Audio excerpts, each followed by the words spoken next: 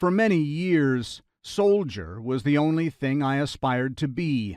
It was seemingly the greatest, most noble profession.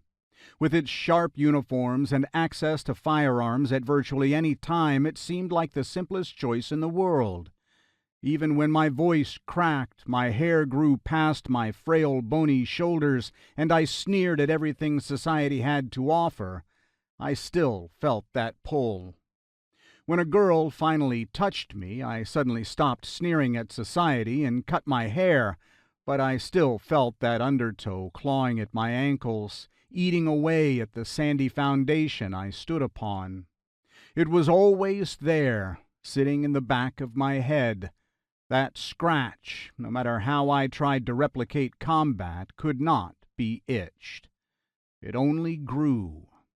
Despite all of this, I do not know if I would have signed the dotted line if an actual war had not broken out.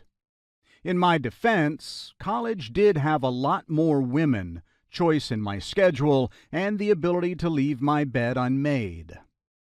The truth is that Hemingway, Heller, and Vonnegut had more to do with me swearing the oath to defend my country than any other factor or persons in my life.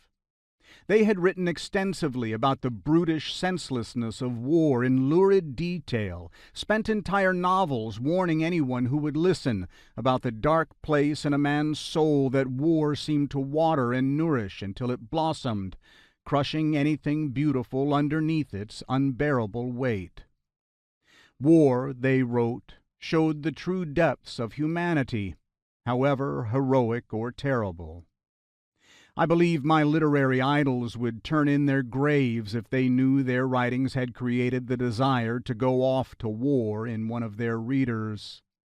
It was not only my literary heroes whose damning of war became a siren's song, growing my curiosity even further. Before burning Atlanta to the ground, General Sherman wrote a letter to the mayor of the city urging him to evacuate all citizens before the assault began in earnest. War is cruelty, and you cannot refine it, he wrote candidly in his appeal, hoping his vast knowledge on the subject would lead to fewer civilian casualties. Sherman then went on to address the Michigan Military Academy 5 years later and concluded, "You don't know the horrible aspects of war. I've been through 2 wars, and I know. I've seen cities and homes in ashes. I've seen thousands of men lying on the ground, their dead faces looking up at the skies.